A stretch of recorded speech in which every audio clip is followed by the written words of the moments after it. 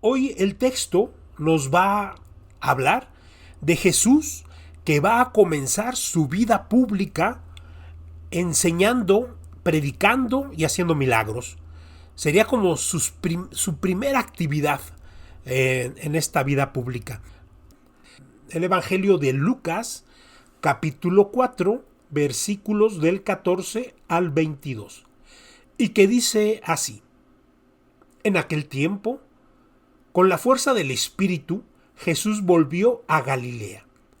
Iba enseñando en las sinagogas. Todos lo alababan y su fama se extendió por toda la región. Fue también a Nazaret, donde se había criado. Entró en la sinagoga, como era su costumbre hacerlo los sábados, y se levantó para hacer la lectura. Se le dio el volumen del profeta Isaías.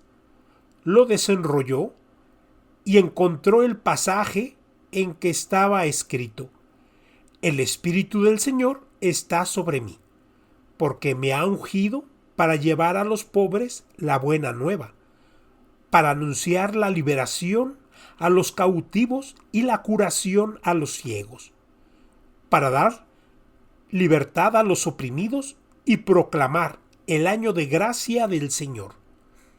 Enrolló el volumen, lo devolvió al encargado y se sentó.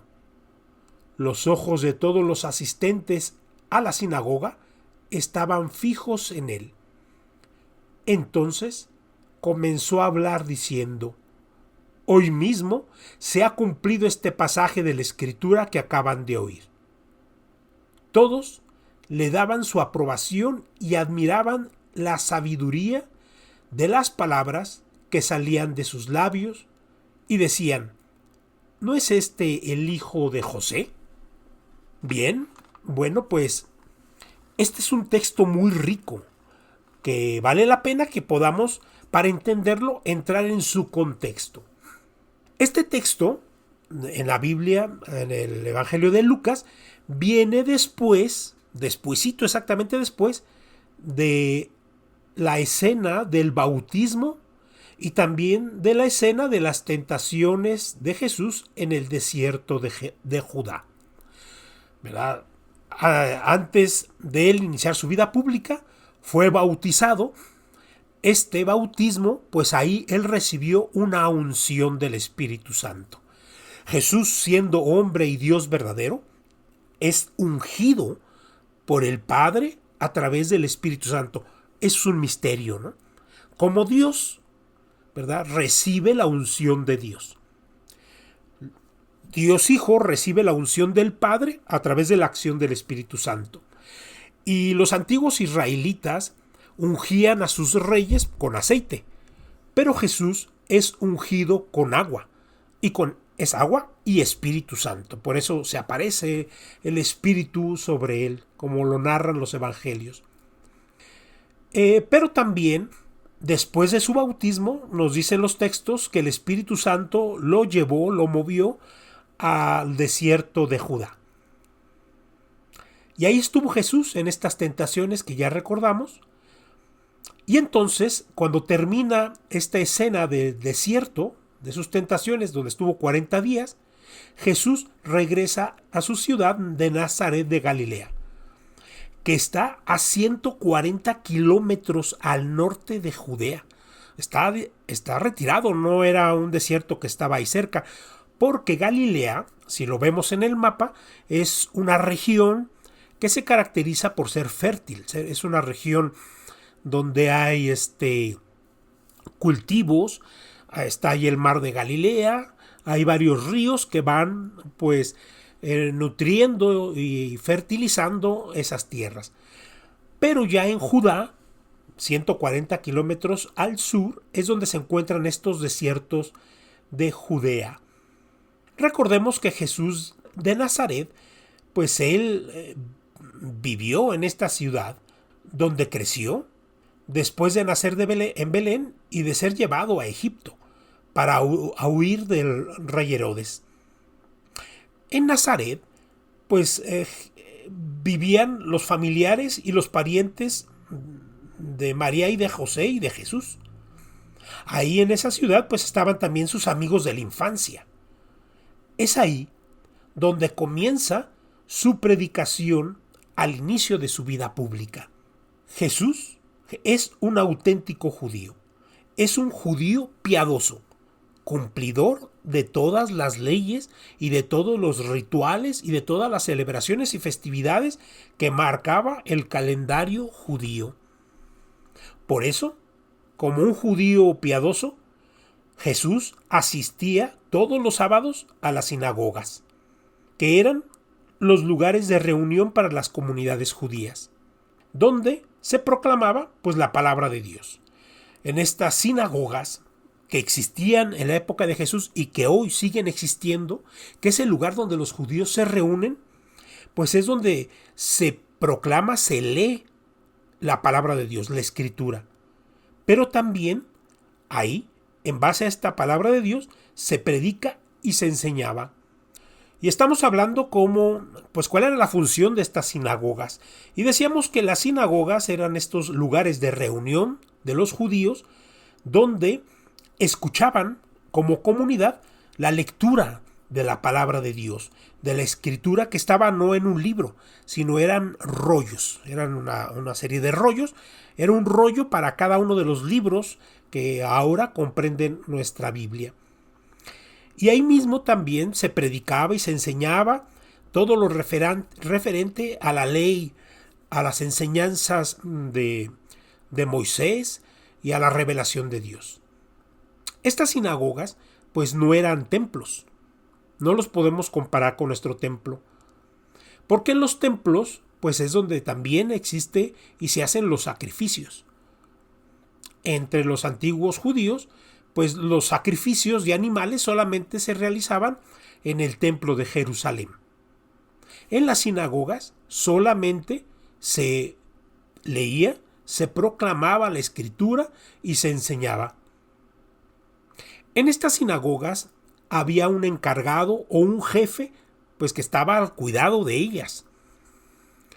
Y este jefe, este encargado, pues era la persona que podía decidir quién podía pasar a leer algún texto, algún libro de la Biblia, y después podía permitir que esta misma persona que leía pudiera hacer un comentario de la lectura. Por eso, en nuestro texto del día de hoy, nos dice que Jesús enrolló el libro, porque eran unos rollos, y que lo entregó al encargado, ¿verdad? Este jefe de la sinagoga, pues que estaba ahí presente. Y por eso es que Jesús después hace un comentario muy pequeño, ¿verdad? La gente lo está observando, la gente está atenta, está cautivada por la personalidad de Jesús. Y Jesús simplemente dice: hoy mismo se ha cumplido este pasaje de la Escritura que acaban de escuchar. Hoy mismo. ¿Qué es lo que se estaba cumpliendo en esta escritura? Pues, ¿qué decía Isaías? Pues Isaías hablaba que el Espíritu del Señor está sobre mí.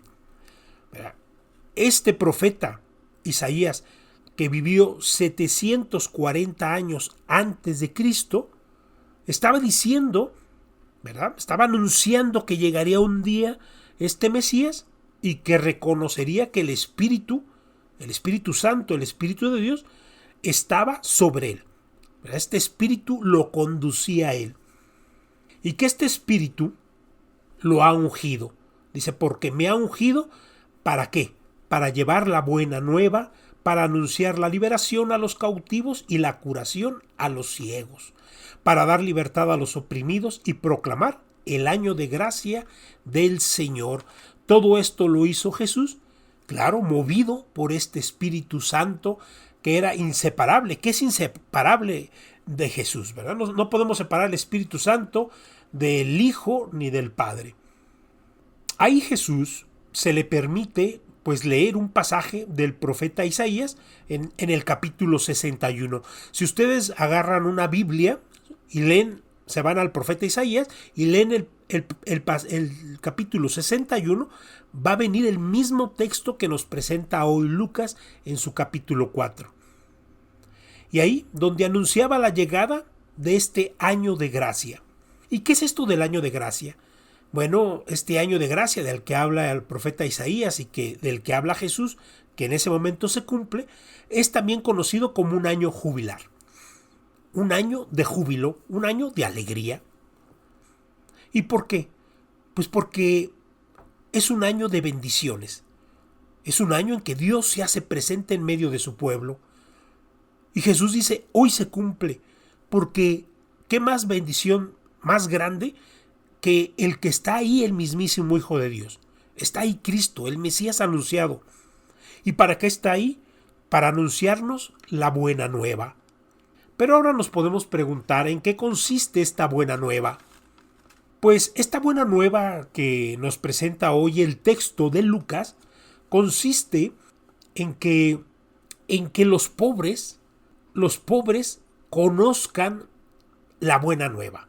Pero cuando aquí habla de los pobres, nos estamos a lo mejor con nuestra mente, nos vamos a pensar en los pobres materiales, ¿no? En la pobreza material, los que no tienen que comer, los que andan viviendo apenas, los que no les alcanza sus ventas sencillas en la calle, los que andan pidiendo dinero. Nosotros nos vamos pensando en ellos. Pero cuando hablamos de los pobres, también nos estamos refiriendo no solamente a ellos, porque también son ellos los pobres, pero sobre todo son los pobres, son aquellos que carecen de Dios. Carecen de la riqueza de las riquezas. ¿Qué más riqueza más grande que el mismo Dios en nuestra vida? Aquel que tiene una relación personal con Dios, aquel que vive en armonía, que vive en paz, que vive con gozo, que vive todo su día en esta relación íntima, sintiendo la providencia de Dios, su cuidado, sintiendo que Dios no se equivoca con lo que vamos viviendo en el día, pues esa persona es rica, pues tiene el tesoro de los tesoros, al Rey de Reyes. Por eso Jesús dice que viene a anunciar la buena nueva a los pobres, pero son pobres de todo tipo, y nosotros nos podemos ver ahí como esos pobres, porque esos pobres carecen de la verdad, carecen de su amor, carecen de Dios.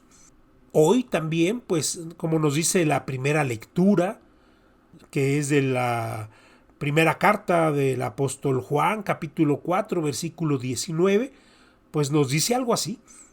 Nos dice ahí en esta primera carta, dice, amamos a Dios porque Él nos amó primero. ¡Qué gran riqueza! Aquel que descubre el amor de Dios en su vida, en medio de los problemas, en medio de las dificultades, descubre que hay amor. Un Dios que a veces permite cosas en nuestra vida, pero porque va a sacar bienes más grandes posteriormente. Y qué grandeza, qué riqueza es poder reflexionar y descubrir que si yo estoy amando a Dios hoy, es porque ya experimenté su amor antes. Él me amó primero. La gente que es atea, la gente que no conoce a Dios, es porque no ha descubierto ese amor de Dios en su vida. Tristemente hay gente que cree que todo es obra de la casualidad. Verá que las cosas pasan porque sí. Y es más fácil para ellos creer en la casualidad, que quién sabe qué será la casualidad, quién sabe dónde exista la casualidad, de dónde venga la casualidad. ¿La casualidad tendrá un libro sagrado? ¿La casualidad habitará en algún lugar? ¿Alguien ha conocido la casualidad? Pero muchos prefieren creer en esa casualidad inexistente, ambigua y abstracta, que creer en un Dios verdadero, creador del cielo y de la tierra y de mi propia vida, de mi existencia. Poder creer en ese Dios personal que se hace presente. Y el texto dice, amamos a Dios porque Él nos amó primero. Y luego continúa San Juan diciendo en esta primera carta, dice, pero si alguno dice, amo a Dios, pero odia o se resiente con su hermano, ese es un mentiroso, pues quien no ama a su hermano, a quien sí ve, no puede amar a Dios a quien no ve. ¡Qué gran enseñanza! Mucha gente dice que ama a Dios. Muchos lo podemos estar diciendo, es que yo amo a Dios. Pero si no amo a mis hermanos, a los que me rodean, que a ellos sí los veo, ¿cómo puedo decir que amo a Dios si a Él no lo veo? Y es que a Dios lo experimentamos. Dios se hace presente, ¿verdad? Dios es misericordioso y toca nuestras vidas, pero a veces andamos despistados y no nos damos cuenta. Y a veces no hemos hecho una reflexión de este amor. Entonces Jesús, en este Evangelio de Lucas, dice que Él viene a anunciarle a estos que quieren vivir en el amor, quieren conocer a este Dios, ¿verdad? Para poder ellos, a su vez, transmitir el amor a sus hermanos. Y continúa Jesús diciendo, para anunciar la libertad de los cautivos y la curación de los ciegos. Viene a ser un anuncio de la buena nueva a los pobres. ¿Pero para qué? Para liberar a los cautivos y curar a los ciegos. Y podemos nosotros decir muy literalmente, bueno, pues yo no estoy ciego, bueno, yo no soy prisionero. Pero falso, porque nosotros estamos ahí. Y es que si queremos y ponemos de nuestra parte, podemos ser liberados de nuestros cautiverios de pecado, de nuestras prisiones de resentimiento, de las cárceles de las adicciones, de la prisión de los odios y las prisiones de envidias. Vale la pena hacerme la pregunta, ¿yo de qué soy prisionero? ¿Qué no me permite ser libre? Y si yo acepto la buena nueva, si realmente quiero seguir a Jesús, si realmente quiero vivir en el amor, es que realmente Jesús va a obrar a través de su gracia y podrá poco a poco irme liberando de diferentes realidades que yo estoy hoy viviendo. Mucha gente cree que Jesús debería ser como los médicos de hoy, que con una pastilla nos quita el dolor. Y no, a veces Jesús va trabajando poco a poco, de una manera paulatina, pedagógica. Pero también Jesús en este evangelio dice, y ser curados de nuestras cegueras, porque podemos ser nosotros también ciegos. A lo mejor no físicamente, pero sí podemos ser ciegos de la fe, de no creer. Podemos ser ciegos de no ver el mal que nos rodea o del mal que nosotros estamos haciendo. Podemos nosotros ser ciegos de nuestra propia soberbia, ser ciegos de cómo dañamos a nuestros hijos, de no ver cómo estamos dañando a nuestra esposa, a nuestro esposo, a nuestros hermanos, a nuestros padres, a nuestros amigos y a nuestros vecinos. Podemos vivir una vida en una ceguera espiritual muy profunda. Jesús nos quiere libres y nos quiere conocedores de la verdad. Él nos ofrece las opciones de vivir en esa libertad y en esa verdad, pero es que solamente falta que yo lo quiera. Después, este mismo pasaje de Lucas que estamos leyendo nos dice que la gente que lo estaba escuchando ahí en la sinagoga estaban muy atentos y que le daban su aprobación y lo admiraban su sabiduría. Pero en el fondo no podían ellos creer que un vecino de ellos, uno de los suyos, fuera superior a ellos. La envidia los empezó a corroer y les ganó. Por eso ellos en este pasaje se preguntan, ¿qué no es este el hijo de José? Porque no podían reconocer y aceptar que este Jesús, uno de los suyos, uno que tiene un trabajo sencillo, que caminó sus calles, pudiera estar trayendo esta sabiduría, pudiera estar hablando de esta manera. Y después Jesús pues les recrimina sus dudas y les recrimina sus envidias diciéndole, ningún profeta es bien recibido en su tierra, y les pone algunos ejemplos. Por eso es que la gente, esta misma gente que lo escuchó y que lo aprobó y que se admiró, se llenó de cólera y quisieron despeñarlo de la montaña donde está construida la ciudad de Nazaret. ¿Cuántas veces nosotros no queremos que la verdad, que es Jesucristo, nos replique? Que la verdad que es Jesucristo, que está en su palabra, en su escritura, nos mande o nos corrija. ¿Cuántas veces queremos lanzar lejos de nuestras vidas a Jesús? Porque en ocasiones Jesús no nos conviene su palabra. Solamente a veces nos gusta que nos hable de cosas bonitas